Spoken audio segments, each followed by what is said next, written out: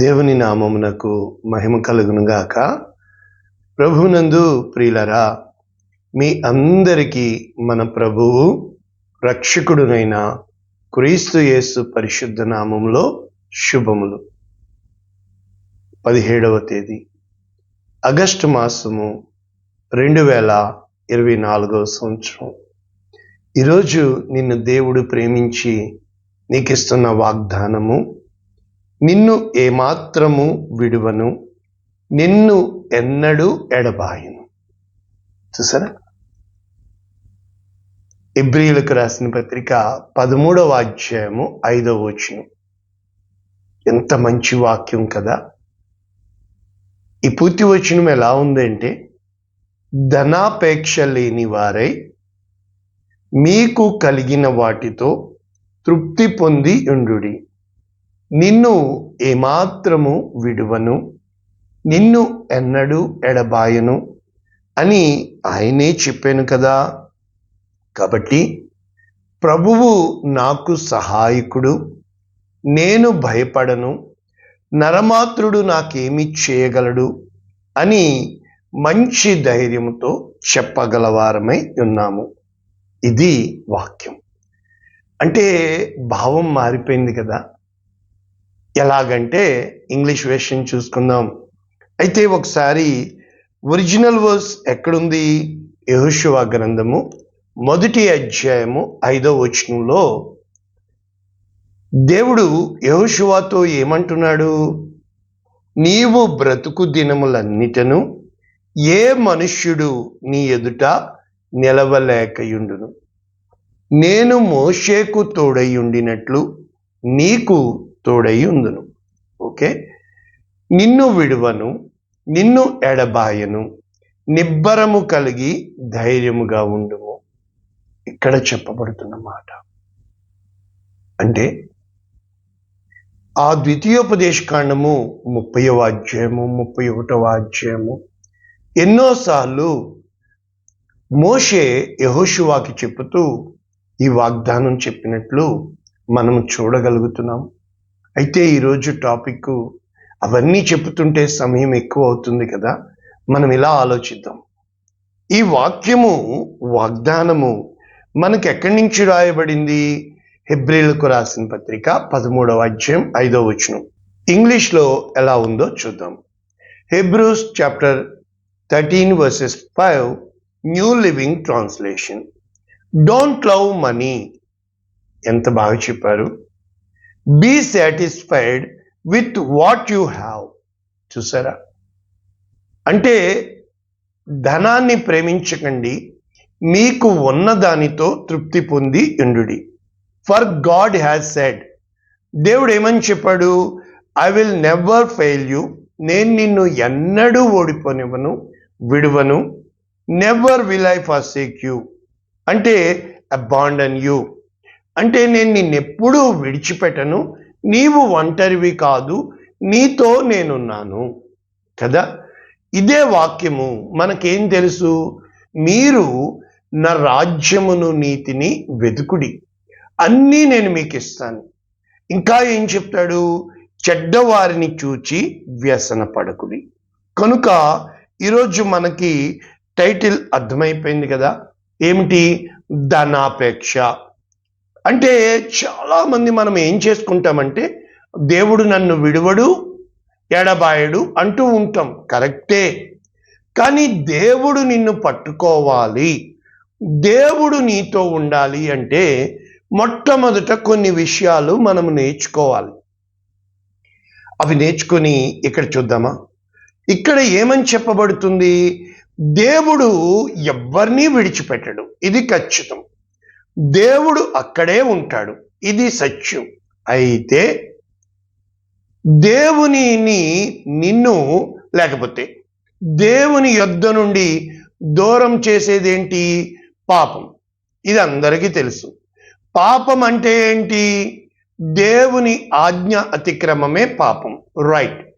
మరి దేవుని యొద్ద నుండి దూరం అయిపోవడానికి గల మొట్టమొదటి కారణము ఆ సబ్జెక్టు పాపము అయితే, పాపము ఎన్ని రకాలుగా అవుతుంది? నెంబర్ 1, దేవుడిచ్చిన మూల ఆజ్ఞ ఏంటి? ముఖ్యమైన ఆజ్ఞ ఏంటి? ఓ ఇశ్రాయేలు విను, నీ దేవుడైన యెహోవా అద్వితీయుడైన దేవుడు. అద్వితీయ ఎన్నోసార్లు చెప్పాను, ఓన్లీ వన్. ద్వితీయ, ద్వైత, రెండు. రైట్? అంటే is the only one God. ఆయన ఒక్కడే నీకు దేవుడు కావాలి. రైట్? ఏమంటున్నాడు? నీ పూర్ణ ఆత్మతో, నీ పూర్ణ మనస్సుతో, నీ పూర్ణ వివేచనతో నీ దేవుడైన యెహోవాను నువ్వు ప్రేమించాలి. రెండవ ఆజ్ఞ ఏంటి? నిన్ను వలె నీ పొరుగు వారిని ప్రేమించాలి. Right right right right right మీకు అర్థమైంది. ఇప్పుడు మనం ఏ విధముగా నేర్చుకోవాలి? నిన్ను విడువను ఎడబాయను అంటే నీవు దేవుణ్ణి కాక ఇంకా దేన్ని ప్రేమించినా, ఎగ్జాంపుల్కి ఏలి తన కుమారులను ప్రేమించెను గనుక, తన కుమారులను దేవుని కంటే ఎక్కువ చేసెను గనుక, ఇలా చెప్తే బాధ కలుగుతుంది కదా. కానీ మరి సమూయేలు కుమారులిద్దరు, యోవేలు, అబీయా, వాళ్ళు వచ్చి ఏం చెప్తారు? నీ కుమారులు నీ వంటి వారు కారు గనుక. ఆలోచించండి. దేవుడికి ఇవ్వవలసిన స్థానములో ఏది పెట్టినా, ఈ హెబ్రీలకు గ్రంథకర్త ఈ 13వ అధ్యాయము ఎలా ప్రారంభిస్తారు అంటే, సహోదర ప్రేమ నిలువుగా, అంటే బీ కాన్స్టెంట్, నిలువరముగా ఉండనీయుడి అని చెప్పుతూ ఆతిథ్యము చేయమని. అంటే ఇక్కడ ఏం చెప్పడానికి ప్రయత్నిస్తున్నాడు? డబ్బు సంపాదించడానికి కాక. అందుకే సామెతలు 22వ అధ్యాయం అంతా మనం చూద్దాం. అక్కడ ఐశ్వర్యము, దేవుని నీతి చెప్పబడుతుంది. ఐశ్వర్యము కంటే మంచి పేరు కోరదగినది కదా అంటూ ఉంటాడు సామెతల గ్రంథకర్త. ఇక్కడ కొందరు ఎరుగకయే దేవదూతలకు ఆతిథ్యం ఇచ్చారు. అబ్రహాము కోసం రాయబడుతుంది. అబ్రహాము ఆతిథ్యం పెడతాడు, తీరా చూస్తే దేవుడు. ఆలోచించండి. అంటే మీరు బంధించబడినట్లు బంధకములలో ఉన్న వారిని జ్ఞాపకం చేసుకున్నప్పుడు, నీకు ఒక కష్టం వచ్చినప్పుడు ఆ కష్టంలో నీవే కాదుగా ఇంకా ఎంతమంది ఉన్నారో వారిని జ్ఞాపకం చేసుకున్నప్పుడు, అంటే ఎప్పుడైతే నీకు వచ్చిన సమస్యకని కాకుండా ఆ సమస్యలో ఉన్న వారిని అని చెబుతూ సడన్గా 4వ వచనం ఏమంటాడంటే, వివాహము అన్ని విషయములలో ఘనమైనది అని చెబుతూ, అంటే ఇక్కడ వివాహం కోసం చెప్తున్నాడా? కాదు. ఒక పరిచయము మాటలు కలిసినప్పుడు స్నేహముగా మారుతుంది, మనసులు కలిసినప్పుడు వివాహానికి దారితీస్తుంది. దేవుని దగ్గర పరిచయాలు ప్రారంభమై, మాటలు ప్రారంభమై, మనస్సులు కలిసి విడదీయరాని బంధము ఏర్పడినప్పుడు 5వ వచనం చెప్తున్నాడు. చూసారా కాంటెక్స్ట్? ధనాపేక్ష లేని వారే, ఆపేక్ష, ఆసక్తి. నీ హృదయము ఎక్కడ ఉండునో, అంటే నీ ధనము. ఆలోచించండి, హృదయము అన్నింటికంటే మోసకరమైనది. ఇక్కడ చెప్తున్నది, మీకు కలిగి ఉన్న వాటితో తృప్తి పొందియుండుడి. ఎందుకని చెప్తున్నాడు అని ఆలోచన చేస్తే, ప్రభువు నాకు సహాయం చేస్తాడు, నేను భయపడను అని చెప్పుతూ. ఎలాగా అంటే ఇక్కడ వాక్యం బోధిస్తున్న వారికి శ్రద్ధ ఎలాగూ ఉండాలో చెబుతూ, యేసుక్రీస్తు నిన్న నేడు ఒక్కరేటి రీతిగా ఉన్నాడు. కాబట్టి అంటే భోజన పదార్థముల చేత కాక నీ హృదయము సిద్ధపరుచుకున్నప్పుడు, అంటే ఏం చెప్పడానికి ప్రయత్నం చేస్తున్నాడు ఈ గ్రంథకర్త నీకు అర్థమవుతుంది. ఎప్పుడైతే ప్రభువునందు ప్రియులరా ఆస్తి సంపాదించుకోవడానికి కాకుండా. ఇప్పుడు మనము లింక్కి వెళ్ళాలి కదా. తిమోతికి రాసిన పత్రిక 6వ అధ్యాయము 6వ వచనం, మొదటి పత్రికలో సంతుష్ట సహితమైన దైవభక్తి గొప్ప లాభసాధన. ఎలాగంట? తృప్తి కలిగిన దైవభక్తి. ఏ స్థితిలో దేవుడు పెట్టినా నువ్వు ఆ స్థితిలో దేవుణ్ణి ఘనపరిచేవాడివిగా, దేవుని యందు విశ్వాసం ఉంచిన వాడిగా, దేవుణ్ణి మహిమపరిచిన వాడిగా నువ్వు ఉండాలి. ఏమని చెప్తున్నాడు? మనము ఈ లోకంలోనికి ఏమీయూ తేలేదు, దీనిలో నుండి ఏమీ తీసుకుని పోలేము. అన్నము వస్త్రము కలవారమై ఉండి తృప్తి పొందాలి అని చెప్పుతూ ఇక్కడ ఒక గ్రేట్ ఫిలాసఫీ రాస్తున్నాడు. అంటే చాలాసార్లు మనము ఎందుకు ఈ యొక్క ఏడవబడతామంటే, మనకు కలిగి ఉన్న దాన్ని బట్టి దేవుణ్ణి స్తుతించాలి, కావలసింది దేవుడు ఇస్తాడని నమ్మకంగా ఎదురు చూడాలి, పోగొట్టుకున్న దాన్ని బట్టి, తీసివేసిన దాన్ని బట్టి ఇది నాకు శ్రేష్టకరమైనది కాదు అని దేవునికి కృతజ్ఞతాస్తుతులు చెల్లించాలి. కానీ మనము మన జీవితం మట్టుకు ఇంకా కావాలి కావాలి కావాలి అనే మనలో ఉన్న ఒక తెలియని ఎన్నో ఉంటాయి కదా. ఆలోచించండి. ఇక్కడ ఇది చాలా ముఖ్యమైన వాక్యము. తిమోతికి రాసిన మొదటి పత్రిక 6:9. ధనవంతులగుటకు ఆపేక్షించువారు నెంబర్ 1 శోధనలో, నెంబర్ 2 ఊరిలో. అంటే ఒక ట్రాప్ అది నిన్ను మభ్యపరుస్తుంది, అది నిన్ను భ్రమపరుస్తుంది, అది నిన్ను ఆకర్షిస్తుంది, అందమైన లోకాన్ని చూపిస్తుంది. దేవునికి దూరము చేసేది ఏంటంటే ఆ ఆశే. ఎప్పుడైతే ఆశ అనగా దురాశ గర్భము ధరించి పాపము కనును, పాపము పరిపక్వమై మరణము కనును. ఇందాక చెప్తున్నానే, దేవుని నుంచి నిన్ను దూరం చేసేది. అవ్వని ఎలా దూరం చేసింది? ఆ పండు కంటికి ఇంపుగా, చూపుకి రమ్యమైనదిగా, తినుటకు మంచిదిగా చూసా, అంటే నిన్ను అట్రాక్ట్ చేస్తుంది.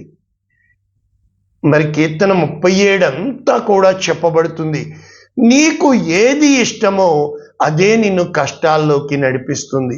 ఇక్కడ హానికరములు అనేక దురాశలలో పడతారు. అట్టివి మనుష్యులను నష్టములో, నాశనములో ముంచివేను. ఎందుకనగా వై? బికాజ్ ధనాపేక్ష, ఫర్ ద గ్రీడీనెస్ ఆఫ్. చూసారా, ఏదైనా అతిగా.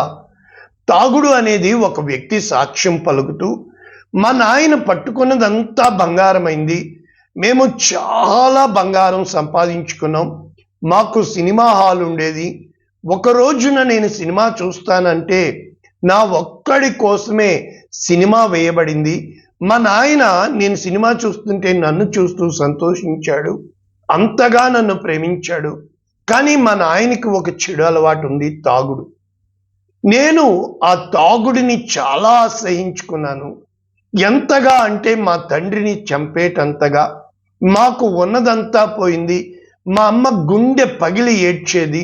అయితే ఒకానొక దినమున నేను పెద్దవాడినైనప్పుడు ఆ యొక్క పనులు చేస్తూ మా తండ్రి చేసిన అప్పులన్నీ తీర్చి, ఈలోపు డబ్బు ఎక్కువ అవుతున్న కొలది నాలో ఒక గర్వం ప్రవేశించి మెల్లమెల్లగా నేను ఏడవబడి, ఏ తాగుడికి మా కుటుంబము అన్యాయమైపోయిందో ఆ తాగుడు నాకు అలవాటుగా మారి, ఆఖరికి మా అమ్మ కన్నీటిని చూచిన నేను, అటు మా నాయన కన్నీటిని చూచిన నేను ఆ ఏడవబడి, ఈలోపు నేను ఇలా వీపోవడం చూసి మా నాయన ఆ యొక్క వ్యసనము నుంచి దూరమైనప్పుడు నేను ఎంతగా చెడిపోయానంటే, మా నాయనకి తిరిగి తాగుడిని బంధించి తిరిగి అలవాటు చేసినప్పుడు మా అమ్మ ఇంకా గుండె బాదుకొని ఏడుస్తున్నప్పుడు నేను స్పృహలో లేని విషయంలో చూసారా, తాగుడు అనేదే కాదు, వ్యసనము, ఒక అలవాటు నిన్ను నాశనం చేస్తుంది. అది స్త్రీ అలవాటు కావచ్చు, ధనము కావచ్చు, తాగుడు కావచ్చు, ఏదైనా కూడా వ్యసనము నిన్ను బానిస చేస్తుంది. పాపము నిన్ను బానిస చేస్తుంది. అంటే ధనాపేక్ష సమస్తమైన కీడునకు మూలము. కొందరు దానిని ఆశించి విశ్వాసము నుండి తొలగిపోయి నానా బాధలతో తమ్మును తామే పొడుచుకున్నారు. కనుక దైవజనుడా, నీవు వీటిని విసర్జించి నీతిని, భక్తిని, విశ్వాసమును, ప్రేమను, ఓర్పును, సాత్వికమును సంపాదించుకునుట. స్వాస్థ్యము చెప్పానే, సంపాదన. డబ్బు సంపాదించుకుంటే ఏమవుతుంది? ఇక్కడ మనము కొన్ని వాక్యాలు చూస్తే ఆదికాండము 13:1, అబ్రాము తనకు కలిగిన సమస్తము, తన భార్య, తనతో కూడా ఉన్న లోతును వెంటబెట్టుకుని ఐగుప్తు నుండి నెగెబుకు వెళ్ళాను. అబ్రాము వెండి, బంగారము, పశువులు కలిగి బహు ధనవంతుడై ఉండెను. అయితే ఇక్కడ ఏం చెప్పబడుతుంది అని అంటే 5వ వచనం, అబ్రాముతో కూడా వెళ్ళిన లోతుకు గొర్రెలు, గొడ్లు, గుడారములు ఉండెను గనుక వారు కలిసి నివసించుటకు ఆ ప్రదేశము చాలకపోయెను. ఎందుకనగా వారి ఆస్తి వారు కలిసి నివసించలేనంత విస్తారమై ఉండెను. డబ్బు పెరిగిన మరుక్షణము సంబంధాలు తెగిపోతాయి, గొడవలు ప్రారంభమవుతాయి. డబ్బు నకిలీ నోట్లు తయారు చేస్తుంది. అదే విధముగా అక్కడ అబ్రాము వెంబడి వెళ్ళిన కుమారుడు సైతం విడిచిపెట్టాడు. ఆదికాండము 36వ అధ్యాయము 6వ వచనం, ఏశావు తన భార్యలను, తన కుమారులను, తన కుమార్తెలను, తన ఇంటి వారినందరినీ, తన మందలను, తన సమస్త పశువులను, తాను కనాను దేశంలో సంపాదించిన ఆస్తి యావత్తు తీసుకొని తన తమ్ముడైన యాకోబు ఎదుట నుండి మరి ఒక దేశమునకు వెళ్ళిపోయాను. కారణం ఏంటి? వారు విస్తారమైన సంపద గలవారు గనుక వారు కలిసి నివసింపలేకపోయిరి. వారి పశువులు విశేషమై ఉన్నందున వారు పరదేశులై ఉన్న భూమి వారిని భరించలేకపోయారు. అన్నదమ్ములు సైతం విడిపోతారు, ఆస్తులు అంతస్తులు వచ్చిన. వాక్యమే కదా చెప్తున్నాను. ఆస్తిని బట్టి నీ స్టాండర్డ్ పెరగాలి, కానీ ఉన్నవారిని పోగొట్టుకోకూడదు. నువ్వింకా లూకాసు వార్త 16వ అధ్యాయము 13వ వచనం, ఏ సేవకుడు ఇద్దరు యజమానులను సేవించలేడు, ఒకని ద్వేషించి ఒకని ప్రేమించును, లేక ఒకని అనుసరించి ఒకని తృణీకరించును. మీరు దేవుని సిరిని సేవింపలేరని వారితో చెప్పాను. యేసుప్రభు చెప్తున్నాడు. ధనాపేక్ష గల పరిసయ్యులు ఈ మాటలన్నీ విని ఆయనను అపహసించుచుండగా చూశారు. మనుష్యుల ఎదుట నీతిమంతులు అనిపించుకుంటున్నామా? యేసుప్రభు లూకాసు వార్త 12వ అధ్యాయము 15వ వచనం, ఏ విధమైన లోభమునకు, పిసినారితనం, లోభము, కోవిటస్నెస్, పైకి మాట్లాడతాం కానీ మనసులో ఒకటి పెట్టుకుంటాం తెలుసా? మన హృదయం అంతా డబ్బు మీదే ఉంటుంది తెలుసా? ఎలా సంపాదించాలి, ఎలా ఎదుటివానికి నేను ఇచ్చేయగలుగుతాను, ఎలా ఎదుటివానికి దీవెన ఇవ్వగలను, ఎదుటివానికి నేను పెట్టడానికి నా దగ్గర ఏముంది, ఏ రోజున ఇలా ఉందా నీది? ఏంటో కదా, ఆ దగ్గర నుంచి ఎలా పొందుకోవాలి, ఇడితో నాకు కమాన్ యార్, అలా ఉంటే దేవుడికి ఎలా ఇష్టం అవ్వగలవు? తెలియదు కదా. ఇక్కడ ఏమంటున్నాడు? కలిమి విస్తరించుట వాని జీవమునకు మూలము కాదు. అంటే చాలాసార్లు మనం అనుకుంటాం కదా, వాడు ఆస్తులు అంతస్తులు బోల్డ్ మంది వచ్చేస్తే అబ్బా అంటాం. కాదండి, ఎంతగా దేవుని సన్నిధి. యాకోబు ఒక మాట అంటాడు, అంత ప్రార్థన చేసి ఏసావు వస్తుంటే దేవుని ముఖము చూచినట్లు నిన్ను చూస్తాం. కారణం ఏంటి? చంపేయడానికి వస్తాడు ఏశావు అని పారిపోయిన యాకోబు తిరిగి ఏశావు ముందుకెళ్ళినప్పుడు దేవుని ముఖము చూసారా? యాకోబు 7 మార్లు సాగిలపడతాడు. అంత ఆస్తి సంపాదించుకుని గొప్పవాడైపోతాడు. వట్టి చేతులతో యాకోబు, నేను లేనా? చిన్న బ్యాగ్ వేసుకుని వాటికి రాలేదా? ఇన్ని సంవత్సరాల సేవా పరిచర్యలో ఇంకా ఏం సంపాదించాలి దేవుణ్ణి? నేను ఎలాగ దేవునికి ఇష్టమైపోవాలి, ఎలాగ దేవునికి దగ్గరైపోవాలి? సామెతలు 23వ అధ్యాయం 4వ వచనం, ఐశ్వర్యము పొంద ప్రయాస పడకము, నీకు అట్టి అభిప్రాయము కలిగినను దానిని విడిచిపెట్టుము. నీవు దాని మీద దృష్టి నిలిపిన తోడనే అది లేకపోవును, నిశ్చయముగా అది రెక్కలు ధరించి ఎగిరిపోవును. పక్షిరాజు ఆకాశమునకు ఎగిరిపోవునట్లు అది ఎగిరిపోవును. ఎంతో మంది బెట్టింగ్లకు వెళ్తారు. ఎంతమంది తెలుసా నాశనమైపోయారు. ఇంకా ఆశ కలుగుతుంది, ఇంకా ఆశ కలుగుతుంది, ఇంకా డబ్బు వచ్చేస్తుంది, ఇంకా డబ్బు వచ్చేస్తుంది. అది నిన్ను నాశనమే చేస్తుంది. ఇప్పటికన్నా విడిచిపెట్టు, దేవుని దగ్గరికి రా. దేవుని యొక్క వాక్యము సామెతలు 22 ఇందాక చెప్పాను కదా, గొప్ప ఐశ్వర్యము కంటే మంచి పేరు వెండి బంగారముల కంటే దయ కోరదగినది. ఐశ్వర్యవంతులు దరిద్రులు వారిద్దరినీ చేసిన వాడు దేవుడే. అంటే మన జీవితంలో యెహోవా యందు భయభక్తులు కలిగి ఉండుట వినయమునకు ప్రతిఫలము, ఐశ్వర్యము, ఘనత, జీవము. దానివల్ల ఎప్పుడైతే దేవునికి విధేయుడవుతావో, దేవుని యందు భయభక్తులు కలిగి ఉంటావో, దేవుడు నీకు 3 ఇస్తాడు: ఐశ్వర్యము, ఘనత, జీవము. మరి దేవుడు ఇంత గొప్ప ప్రతిఫలము నీకు ఇస్తాను అంటున్నప్పుడు జాగ్రత్త సుమా. అంటే ఇక్కడ నేను ఒకటి చెప్పాలనుకున్నది ఏంటంటే, సామెతలు 30వ అధ్యాయము 7వ వచనం ఏమంటాము? దేవా, నేను నీతో 2 మనవులు చేసుకొంచున్నాను. నేను తెలియక ఈ ప్రార్థన చేశాను. నేను చనిపోకముందు వాటిని నాకు అనుగ్రహించుము. వ్యర్థమైన వాటిని, అబద్ధములను నాకు దూరముగా ఉంచుము. పేదరికమునైనను ఐశ్వర్యమునైనను నాకు దయచేయకుము. తగినంత ఆహారము నాకు అనుగ్రహించుము.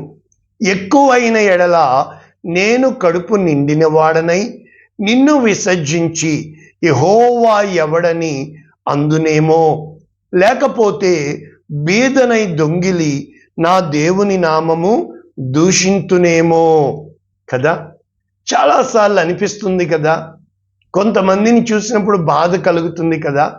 ధనవంతునికి అన్నీ తీసేసి చూడాలంట, దరిద్రునికి అన్నీ ఇచ్చి చూడాలంట. ఆ నిజమైన బుద్ధి బయటకు వస్తుంది కదా. దేవుని యొక్క వాక్యము మనము ముగింపులోనికి వెళ్తే, దేవుని యొక్క వాక్యము ఎలా ముగించాలి అంటే, కీర్తనాకారుడు ఏమని ప్రార్థన చేస్తున్నాడు? కీర్తన 119:8, నీ ఆజ్ఞలు గైకొనున్నట్లు నన్ను విడిచిపెట్టవద్దు.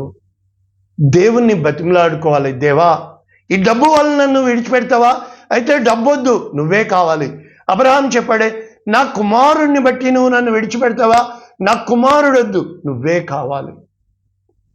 నిజంగా అనగలమా? నాకు నువ్వే కావాలి అని దేవునికి చెప్పగలమా? దేవుని యందు యథార్థముగా ఉండగలమా? ఎందుకండి ఆవేశాలు? ఎందుకండి పంతాలు?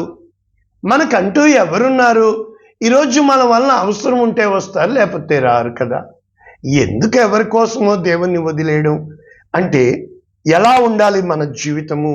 హోషేయ 10వ అధ్యాయము 12వ వచనం. నీతి ఫలించినట్లు మీరు విత్తనము వేయండి, ప్రేమయను కోత మీరు కోయండి. అంటే అల్టిమేట్గా నువ్వు ప్రేమని కోరుకోవాలి, ప్రేమను సంపాదించుకోవాలి. డబ్బుని బట్టే కుమారులు తండ్రిని చంపేసి డబ్బు తీసుకుంటారు, కానీ ప్రేమను బట్టి ఎప్పుడైతే నువ్వు ప్రేమను విత్తుతావో, ఎప్పుడైతే ప్రేమ అనే పంటను కోసుకుంటావో 10 మందిని తెస్తుంది. 10 మందిని ఆస్తి ఎత్తుకుపోయి చిన్న కుమారుడు అంతా పోగొట్టుకున్నాడు, కానీ తండ్రి ప్రేమ ఎదురు చూస్తూనే ఉంది. ఏమేమి పోగొట్టుకున్నావో అన్నీ దేవుడు నీకు ఇస్తాడు. కానీ ఈరోజు దేవుడు నన్ను విడువడు ఎడబాయడు అంటున్నావు. నిజంగా దేవుని కోసం ఏం చేసావు? కానుకిచ్చావా? దశంభాగం ఇచ్చావా? దేవుని సన్నిధికి వచ్చావా? దేవుని మొరపెట్టావా? ఎలా చెప్పగలవు? ఆయన నన్ను విడువడు ఎడబాయడు. నీ కష్టంలో ఆయన వెతికావా? నీ ఇష్టంలో ఆయన్ని చూసావా? ఆయన్ని ఏ విధంగా నువ్వు ఏ రోజునైతే దేవుని యందు నువ్వు లక్ష్యం ఉంచుతావో, దేవుని యందు నువ్వు నిరీక్షణ ఉంచుతావో, దేవుని కోసం నువ్వు ఇష్టపడతావో అన్నీ ఇస్తాడండి దేవుడు, అన్నీ ఇస్తాడండి. ఒక్క మాటలో చెప్పిన, ఒక జీవిత కాలం నువ్వు కష్టపడితే ఇల్లు కట్టుకుంటావు, పిల్లలకి పెళ్లి చేస్తావు. కానీ దేవుడు ఇస్తే అన్నీ ఇవ్వగలడండి. ప్రార్థన చేయనా? పరిశుద్ధుడా, ప్రేమ కలిగిన తండ్రి, వీరు ఏమి విత్తుతున్నారు, ఏమి కోస్తున్నారు? ఒక్కసారి వీరు నీ రాజ్యము నీతి వెతికేటట్లుగా చేయవా? నేను నిన్ను విడువను ఎడబాయనన్నావే. నిన్ను దూరం పెట్టేసే క్రియలు మాలో, రాత్రి పగలు మా సమస్యలైనా, మా సన్నిహితులైనా, మా బిడ్డలైనా, మా సంతానమైనా వద్దయ్యా. నిన్ను నాకు దూరముగా చేసేది ఏది వద్దయ్యా. నువ్వు నాకు దగ్గరగా ఉండాలని ఇష్టపడుతున్నాను అన్న మాటలు నేర్పించు. వీరిని కట్టవా, వీరిని నింపవా, వీరిని నిలబెట్టవా. నచ్చబడిన యేసు నామమున వీరిని దీవించి ఆశీర్వదించి మీ నమ్మకమైన చేతులకు అప్పగిస్తున్నాము తండ్రి. Amen. God bless you all. దేవుడు మిమ్మల్ని దీవించును గాక. ఆమేన్.